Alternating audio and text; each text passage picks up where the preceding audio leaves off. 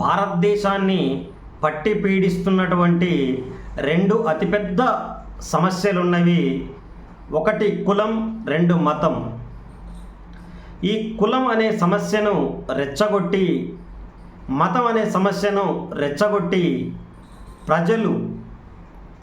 ప్రజలను తప్పుదోవ పట్టిస్తూ స్వార్థపరులు లాభాపేక్షను పొందుతున్నారనే విషయం ప్రజలు గమనించి కులాన్ని వీడనాడి, మతాన్ని వీడనాడి, కుల మతాలను త్యజించి మీ సాంప్రదాయాలను, పద్ధతులను, ఆచారాలను గౌరవిస్తూనే కుల మతాలకు తావు లేకుండా చేసినప్పుడు భారతదేశ ప్రగతి సాధ్యమవుతుంది. ప్రతి ఒక్కరికి కులం అనేది ఒక వైరస్ లాగా సోకింది. చేతి వృత్తులను బట్టి కులాలు పుట్టినవి. చేతి వృత్తులు ఇప్పుడు మారినా కానీ అదే పాత కులాన్ని పట్టుకొని ఎందుకు కొట్టుకు సస్తున్నారు?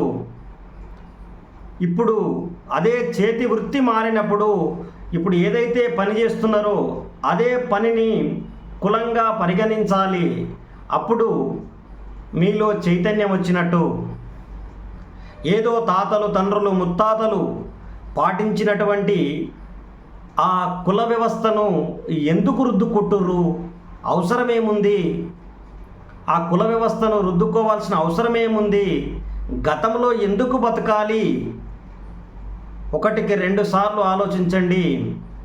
మీరు ప్రయోజకులై మీ ఆలోచన విధానానికి పదును పెట్టి మీ నైపుణ్యతతోని గొప్ప ఉద్యోగాన్ని సాధించినాక కూడా ఎందుకు మీకు పూర్వకాలం నుండి వస్తున్న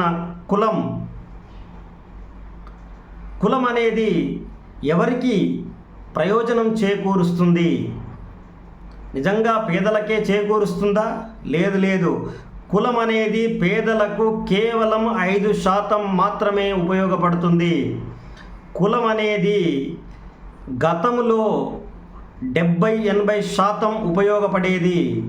ఇప్పుడు మాత్రం ప్రస్తుత పరిస్థితులలో కులం అనేది కేవలం 5% మాత్రమే ఉపయోగంగా ఉంది. మిగతాదంతా నిర్వీర్యమైపోయింది. కుల వ్యవస్థను విడనాడండి, కులాన్ని త్యజించండి, మీ వృత్తిని కులంగా భావించండి, మీ వృత్తినే కులంగా స్వీకరించండి. ఖచ్చితంగా మీతోనే మొదలవుతుంది అభివృద్ధి. కులం ప్రాతిపదికన ఓట్లు అడిగే వాళ్లకు బుద్ధి వస్తుంది. అట్లనే మతం ప్రాతిపదికన ఓట్లు అడిగే వాళ్లకు సైతం బుద్ధి వస్తుంది. ఈ రెండు భారతదేశాన్ని పట్టి పీడిస్తున్న అతిపెద్ద సమస్యలను ఈ కులం మతాలను నిర్మూలించినప్పుడు భారతదేశం నుండి ఖచ్చితంగా భారతదేశ అభివృద్ధి 100 అడుగులు ముందుకెళ్తుంది.